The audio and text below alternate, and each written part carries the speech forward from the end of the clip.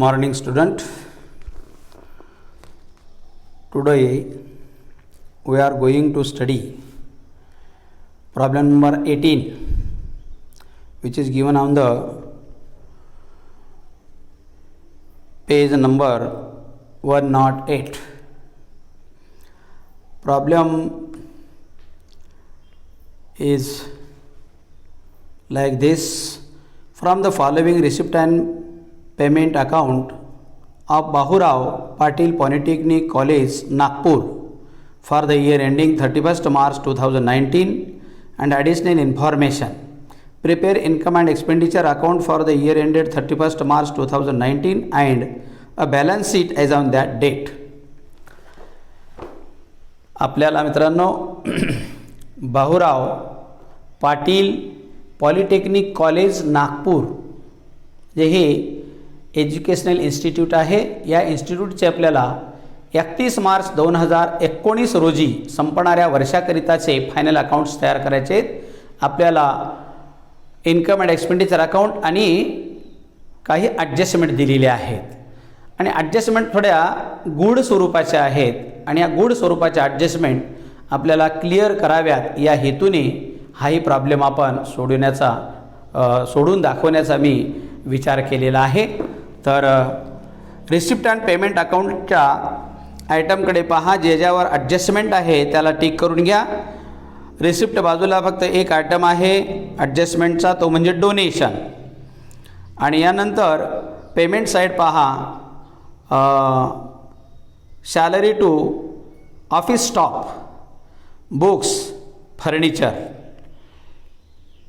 इत्यादी. याप्रमाणे आपल्याला ॲडजस्टमेंटला टिक मार्क करून घ्या आणि पुढे चला आपण आता सोडवायला सुरुवात करू गणित. तर balance brought down: cash 12,000, bank 2 lakh, हे ओपनिंग बॅलन्सेस आहेत, सोडून द्यायचे आहेत. नंतर इंटरेस्ट 60,000, इंटरेस्ट ही रिसिप्ट आहे म्हणजे इन्कम आहे आपलं, म्हणून इन्कम साईडला ठेवून टाका. इंटरेस्ट बाय इंटरेस्ट हे आहे 60,000.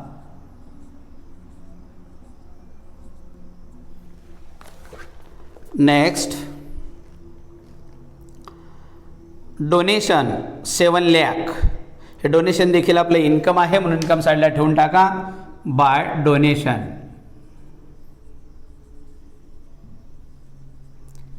7 लाख, यावर ॲडजस्टमेंट आहे म्हणून इनर कॉलमला रक्कम. नेक्स्ट आहे tuition fees 15 lakh, educational institute आहे आणि पॉलिटेक्निक कॉलेज आहे, फीस हे मोठ्या प्रमाणात मिळणारच आहे म्हणून ट्युशन फीस आहे 15 लाख. हे उत्पन्न आहे आपलं बाय ट्युशन फीस, हे आहे 15 लाख.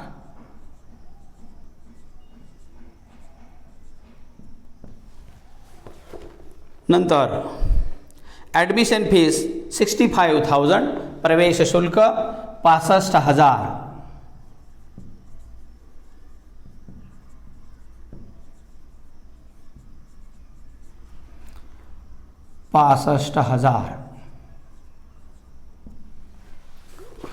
नेक्स्ट टर्म फीस, सत्र शुल्क म्हणतो आपण याला, 4 lakh term fees.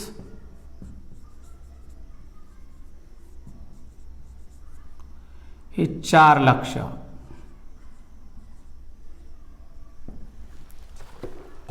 Next drama receipt, कॉलेजनं एक नाटक आयोजित केलेलं होतं, त्या नाटकाला ज्या प्रेक्षकाकडून तिकीट वगैरेच्या स्वरूपामध्ये 1 लाख रुपये उत्पन्न मिळालेलं आहे, हे उत्पन्न आहे म्हणून 1 लाख ड्रामा रिसिप्ट बाय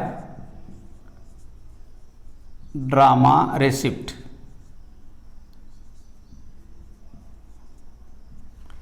हे 1 लाख रुपये.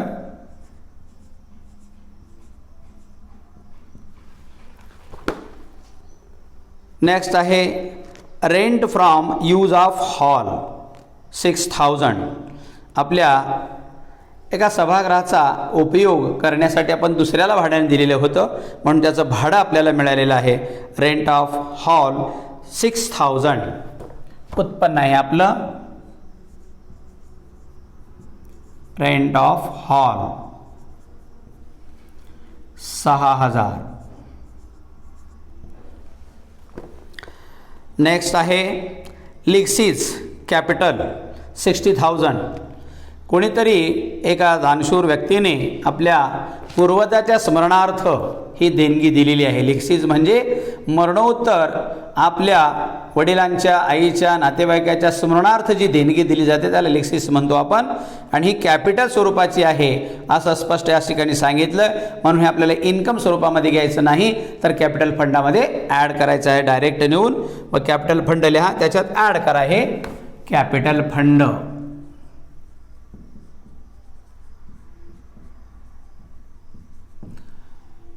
ॲड लिक्सीज किती रुपये आहेत? हे 60,000.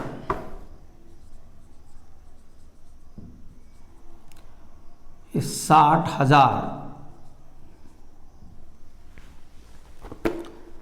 हां, तर रिसिप्ट बाजूचे आयटम संपलेले आहेत. आता पेमेंट बाजू घ्या. Salary to teaching staff 15 lakh. Teaching स्टाफला म्हणजे लेक्चररना फीस देण्यात आली, पगार देण्यात आलेला आहे 15 लाख रुपयाचा. तर हा पहिला item to salary to teaching staff.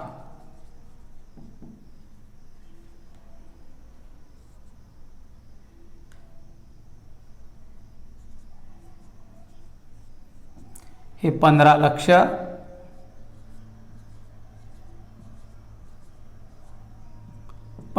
रुपये. Next salary to office staff 8,55,000. म्हणजे ऑफिस स्टाफला देखील पगार देण्यात आलेला आहे, म्हणून to salary to office staff.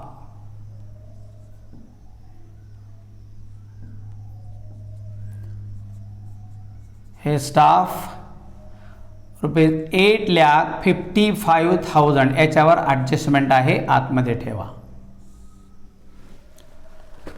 Next printing and stationery 27,000. Printing and stationery आहे 27,000. आपला खर्च आहे टू प्रिंटिंग अँड स्टेशनरी. हे 27,000.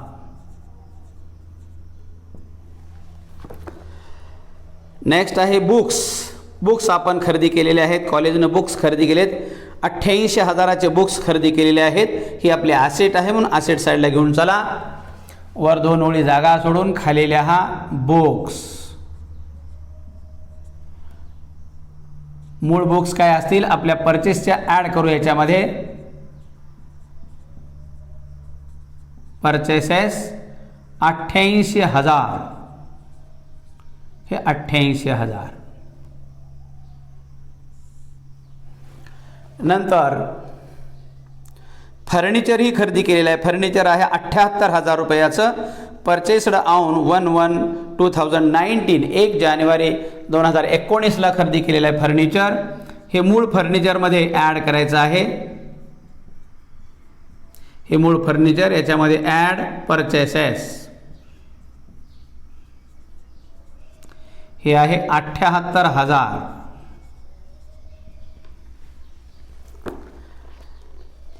नंतर ड्रामा एक्सपेन्सेस 90,000.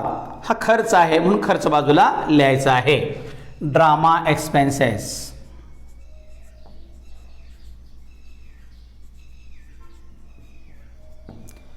हे आहे 90,000. या ड्रामा एक्सपेन्सेसच्या संदर्भात आणि ड्रामा रिसिप्टच्या संदर्भात लक्षात ठेवायचं आहे. आपल्या पुस्तकामध्ये जे गणित करून दिलेलं आहे, काय केलेलं आहे ते रिसिप्ट साईडला ड्रामा एक्सपेन्सेस रिसिप्ट साईडला 1 लाखातून वजा करून फक्त 10,000 इथं असं घेतलेलं आहे. पण आपण काय केलेलं आहे एक्सपेन्सेस साईडला आणि इन्कम साईडला घेऊन टाकले ते आपोआप प्लस मायनस होत राहत असतं. म्हणून आपण काही ते प्लस मायनस तिथं जागेवरच करायच्या विचारात जायचं नाही. म्हणून लक्षात ठेवायचं, खर्च आहे, खर्चाची बाजू आपल्याकडे तयार आहे, खर्च बाजूला लिहा. उत्पन्न आहे, उत्पन्नाची बाजू तिथं तयार आहे. आणि उत्पन्न खर्चाचा जेव्हा आपण ताळा घालतो, अकाउंट क्लोज करतो, तेव्हा आपोआपच मायनस होणाऱ्या बाबी मायनस होतात, प्लस होणाऱ्या बाबी प्लस होत असतात. मग वेगळं स्वतंत्र तेवढ्या एकाच पदासाठी पुन्हा मायनस करण्याची काही विशेष आवश्यकता नाही. आपण विनाकारण गुंतागुंतीत पडायचं नाही, सरळ पुढे चालत राहायचं. चला पुढे, पोस्टेज 7000. पोस्टेज हा खर्च आहे 7000.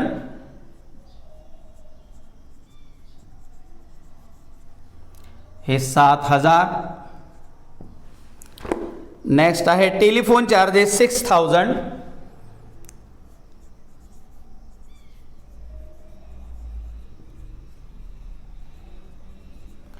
हे 6000. नेक्स्ट आहे इलेक्ट्रिसिटी 61,000. इलेक्ट्रिसिटी बिल मोठं आलेलं आहे.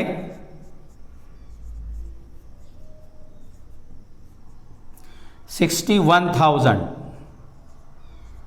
पॉलिटेक्निक कॉलेज असल्यामुळं लाईटचा जास्त उपयोग होतो. नंतर मॅगझिन्स अँड न्यूजपेपर्स 6000. मित्रांनो, आपल्याला प्रॉब्लेम देत असताना रिसिप्ट अँड पेमेंटमध्ये त्याने 6500 असं दिलेलं आहे. ते चुकून प्रिंट झालेलं आहे, ते खऱ्या अर्थानं 6000 आहे. त्यांनी सोल्युशनमध्ये 6000 घेतलेलं आहे. आपण त्याप्रमाणे घेऊया. तर हे आहे मॅगझिन्स अँड न्यूजपेपर.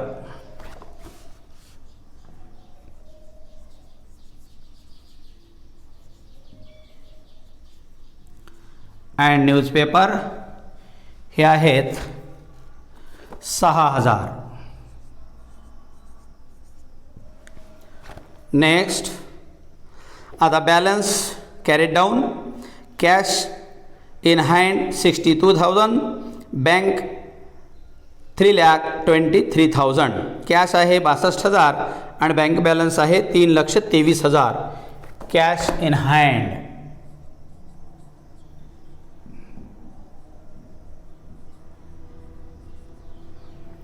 हे आहे 62,000.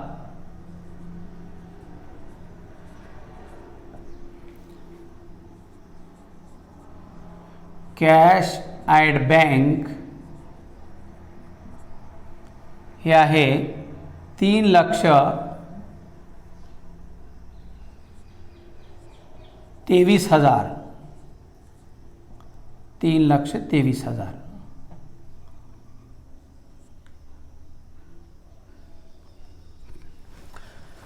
हां, अशा रीतीने आपलं रिसिप्ट अँड पेमेंट च्या आयटम नोंदविणं झालेलं आहे. आता ॲडिशनल इन्फॉर्मेशन पहा.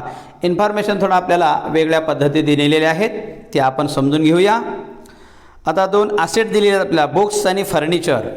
बुक्सची ओपनिंग व्हॅल्यू आहे 9 लाख आणि क्लोजिंग व्हॅल्यू आहे 8,88,000.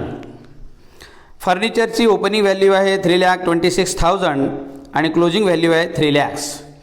आता दोन्ही रकमामध्ये जो काही फरक आपल्याला दिसतो आहे, तो फरक म्हणजेच आपल्याला डेप्रिशिएशन काढून दिलेलं आहे, पण ते आपल्याला इथं कॅल्क्युलेशन करायचं आहे. म्हणजे डेप्रिशिएशन चार्ज करा असं न सांगता त्याने आपल्याला डेप्रिशिएशन काढण्याचं सूचित करण्यात आलेलं आहे. हे अशा प्रकारे गुड ॲडजस्टमेंट यामध्ये दिलेले, ते तुम्हाला कळावे या दृष्टिकोनातून हा प्रॉब्लेम घेण्याचा मी विचार केला. तर आता बुक्स, आपलं ओपनिंग व्हॅल्यू बुक्सची पाहूया. 9 लाख. हे 9 लाख आपल्याकडे अगोदरच पुस्तकं होते, हे 9 लाख यामध्ये ॲड करा. हे 9 लाख म्हणजे एकूण आपल्या कॉलेजमध्ये आता विद्यार्थ्याला हाताळण्यासाठी 9,88,000 ची पुस्तकं उपलब्ध होती. तशाच प्रकारे फर्निचर देखील आपल्याकडे 3,26,000चं ऑलरेडी तयार होतं. हे 3,26,000.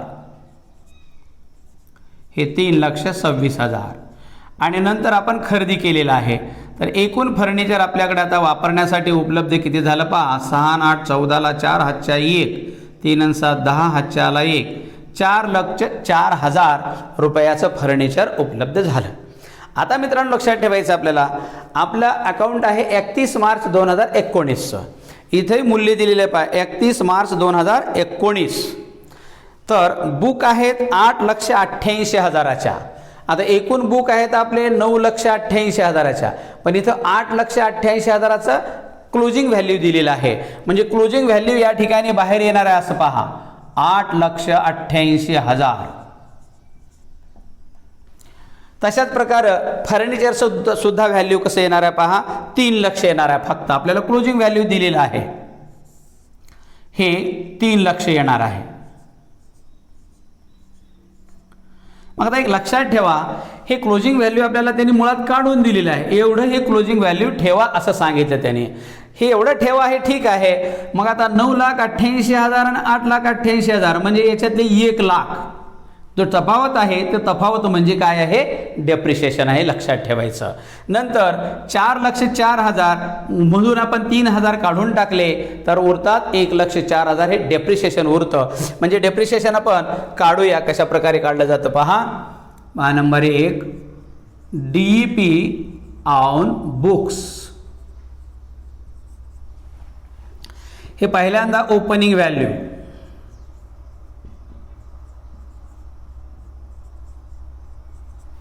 ओपनिंग व्हॅल्यू आहे बुक्सची पहा 9 लाख.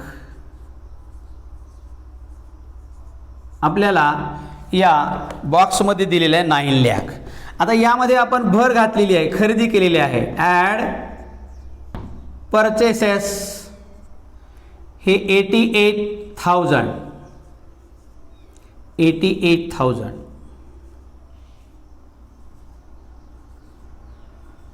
9,88,000. आता पहा हे क्लोजिंग व्हॅल्यू आपल्याला दिलेली आहे.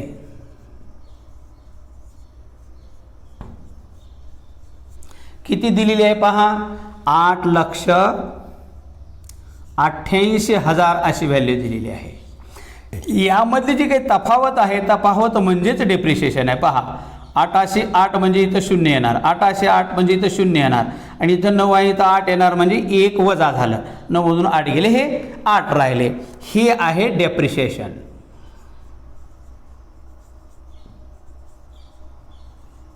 हे डेप्रिशिएशन आहे. लक्षात येतं ना तुमच्या. आता असं हे 1 लाख इथून वजा करून टाकायचं आहे. वजा DEP 1 लाख.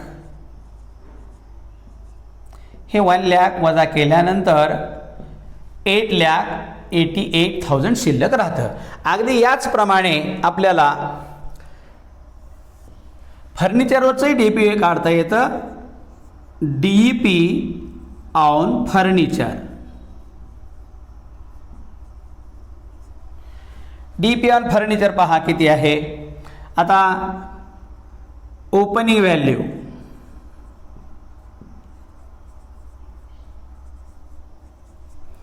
ओपनिंग व्हॅल्यू आहे 3,26,000 3,26,000.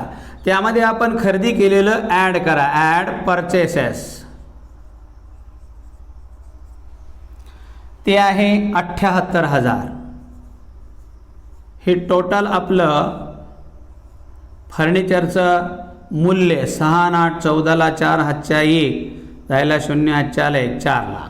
आता आपल्याला क्लोजिंग व्हॅल्यू दिलेली आहे.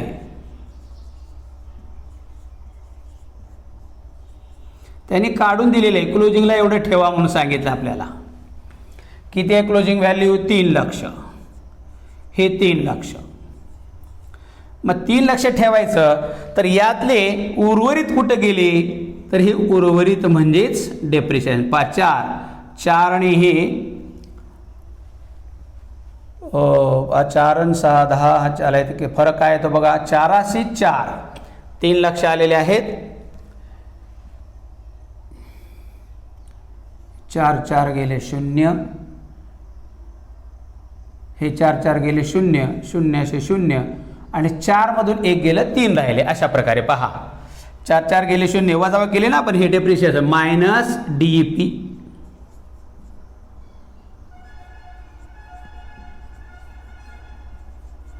हे डेप्रिशिएशन काढलं आपण. तशा प्रकारे मायनस केले आपण 1,04,000. 4 गेले 0 0 0 4 आणि 3 अशा प्रकारे. आता इथून वजा करून टाका डेप्रिशिएशन. मायनस DEP 1,04,000 अशा प्रकारे 3 लाख हे मूल्य येईल. हे दोन्हीही डेप्रिशिएशन आपल्या एक्सपेंडिचर साईडला घेऊन टाका. To depreciation,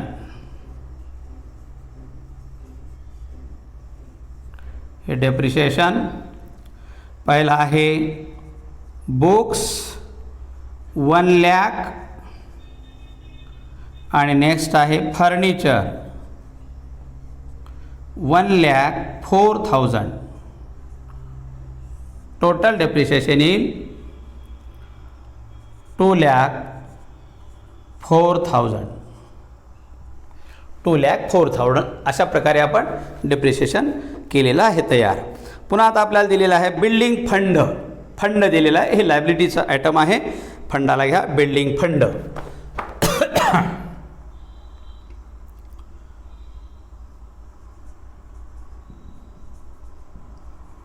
building fund, building fund आहे 8,27,000. हे 8,27,000 याच्यावर ॲडजस्टमेंट आहे म्हणून इनर कॉलमला रक्कम ठेवून एक ओळ घ्या. नंतर कॅपिटल फंड आपल्याला काढून दिलेला आहे 6,11,000. हा कॅपिटल फंड घेऊन टाका. आता 6,11,000. 6,11,000. नेक्स्ट आता पुढे नंबर 2ची ॲडजस्टमेंट दिलेली आहे. 60% donation are for building fund and balance is to be treated as revenue income. हे जे डोनेशन आपल्याला मिळालेलं आहे 7 लाख, याच्यातलं 60% हे कशाला दिलेलं आहे? बिल्डिंग फंडासाठी दिलेलं आहे. म्हणजे कॅपिटल एक्सपेंडिचर म्हणून समजायचं आहे त्याला. आणि 40% फक्त आपल्याला रेव्हेन्यू समजून घ्यायचा आहे. तर आपल्याला डोनेशनच्या 60% किती येतं पहा. आता नंबर 3ची ॲडजस्टमेंट 60% ऑफ डोनेशन. एकूण रक्कम आहे 7 लाख. 7 लाख गुणिले 60% भागिले 100. आता या फॉर्म्युल्याला कॅल्क्युलेट करून घ्या आणि अशा प्रकारे आता याचा गुणाकार करा. 0,0,0,40 आणि 7 42. 4,20,000 रुपये हे आपल्या बिल्डिंग फंडाला ट्रान्सफर करायचे आहेत आणि उर्वरित आपल्याला रेव्हेन्यू इन्कम ठेवायचं आहे. म्हणून इथून मायनस करा. मायनस कॅपिटल 60% असं लिहा. कॅपिटल 4,20,000. हे 4,20,000 ट्रान्सफर करा. आता रेव्हेन्यू स्वरूपाचे किती वरतीत पहा. आता हे 0, 10 मधून 2 गेले 8 राहिले, इथं राहिले 6, 6 मधून 4 गेले 2 राहिले. 2,80,000 म्हणजे किती राहिले? 40%. आता 40%चा ताळा आपण करून पहा. 4 7 28. 28 म्हणजे 2,80,000. म्हणजे आपलं कॅल्क्युलेशन केलेलं बरोबर आहे. ह्या फंडामध्ये ॲड करा. आता ॲड डोनेशन 4,20,000. असं आता टोटल आपला बिल्डिंग फंड किती जमा झाला आहे लक्षात घ्या. आता 0,0,0 हे 7, 2 आणि 2 4 आणि 8 आणि 4 12. 12,47,000 आपला बिल्डिंग फंड तयार झालेला आहे. चला आता या पुढच्या ॲडजस्टमेंट आहे आउटस्टँडिंग ऑफिस स्टाफ सॅलरी ₹70,000. 70,000चं ऑफिस स्टाफची सॅलरी आपल्याला आउटस्टँडिंग आहे. त्यामध्ये ॲड करा. ॲड ड्यू म्हणा. किती आहे? 70,000. 70,000. आता टोटल ऑफिस स्टाफचा पगार किती होतो पहा. पगारावरचा खर्च 5,500. 7 आणि 5 12ला 2, 5 1 8 आणि 1 9. 9,25,000 हा ऑफिस स्टाफचा पगार झाला. आणि आता हा आउटस्टँडिंग असल्यामुळं लायबिलिटी साईडला ठेवा. Outstanding salary to office staff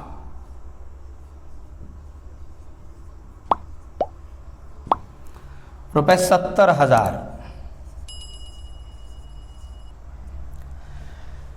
अशा प्रकारे आपले हे शेवटचे ॲडजस्टमेंट आपण केलेली आहे. आता आपण सर्वप्रथम income and expenditure account close करूया. पहा आता कोणत्या बाजूची बेरीज जास्त येईल याचा जरा अनुमान करा.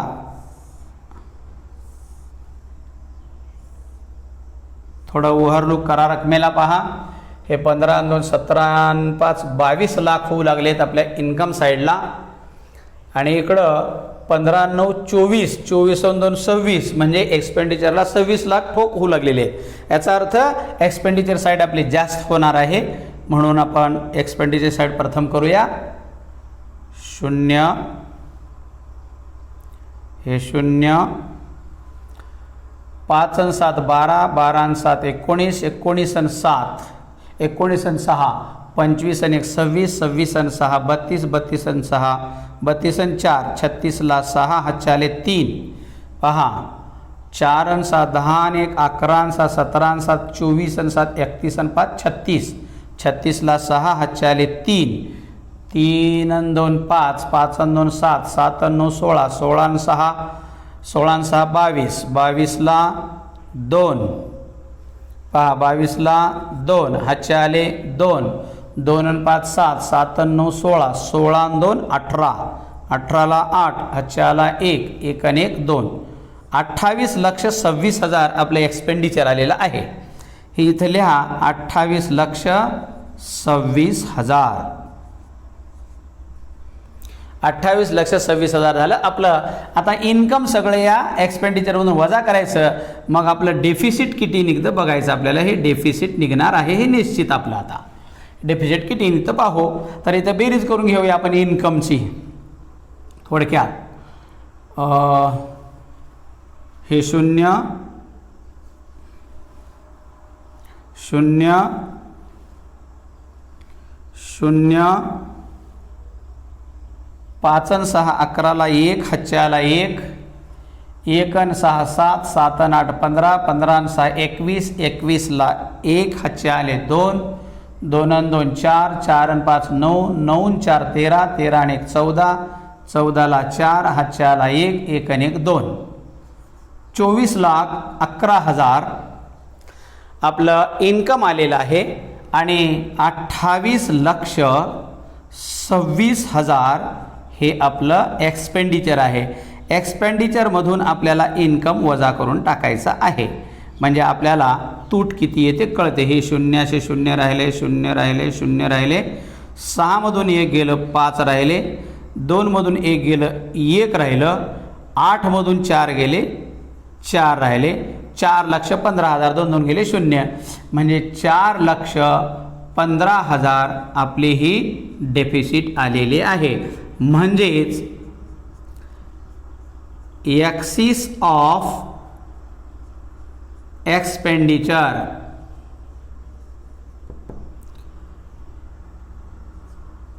ओव्हर इन्कम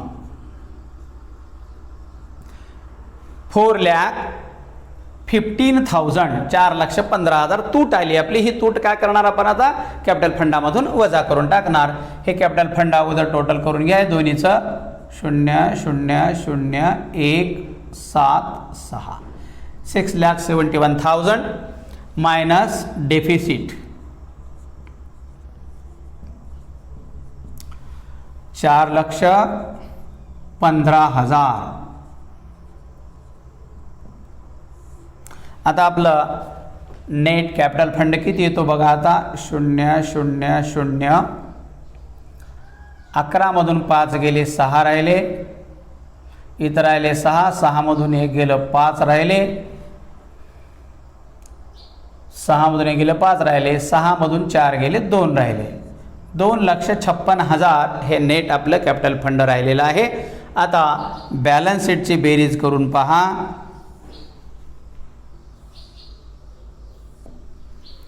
हे बॅलन्स शीट 0 0 0 6 7 13 13 ला 3 हातच्या 1 1 5 6 6 4 10 10 7 17 17 ला 7 हातच्या 1 1 2 3 3 2 5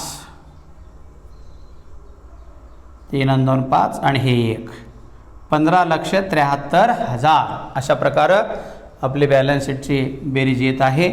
0 0 हे 0 नंतर 2 आणि 3 5 5 आणि 8 13 13 ला 3 हातच्या 1 1 आणि 6 7 7 आणि 2 9 9 8 17 17 ला 7 हातच्या 1 1 आणि 3 4 4 आणि 8 12 12 आणि 3 15 15,73,000 अशा प्रकारे आपलं बॅलन्स शीट आणि टॅली झालेलं आहे. अशा रीतीने आपण गुड ॲडजस्टमेंट असलेल्या ही प्रॉब्लेम टॅली केलेला आहे. ह्या प्रॉब्लेममध्ये घेण्यासारखं म्हणजे या डेप्रिशिएशन कशा प्रकारे आपण चार्ज करायचं आहे. आपल्याला डेप्रिशिएशनचा रेट दिलेला नाही, डेप्रिशिएशन काढा म्हणून सांगितलं नाही, फक्त opening balance closing balance difference दिलेला आहे आणि परत वर्षभरामध्ये खरेदी दिलेली आहे. म्हणजे या दोन ॲडजस्टमेंटमध्ये जास्तीत जास्त गुंतागुंत करून आपल्याला त्याची उकल करण्यासाठी सांगितलेलं आहे आणि तीही उकल आपण सहजरीतीने केलेली आहे. मित्रांनो, असं अगदी विदाऊट टेन्शन गणित सहजरीतीने सोडवत चला, आपोआप टॅली होतं आणि टॅली झाल्याचा एकदा आनंद आला की दुसरा प्रॉब्लेम लगेच आपल्याला सोडून पाहण्याचा हुरूप येतो. अशा प्रकारे प्रॉब्लेम सोडून पाहत जा, टॅली होत राहतील आणि तुमचा हुरूप तुमचा उत्साह उत्तरोत्तर वाढत राहो. अशा प्रकारची शुभेच्छा व्यक्त करतो मी आणि आजच्या तासासाठी इथेच थांबतो. पुढच्या तासाला भेटूया.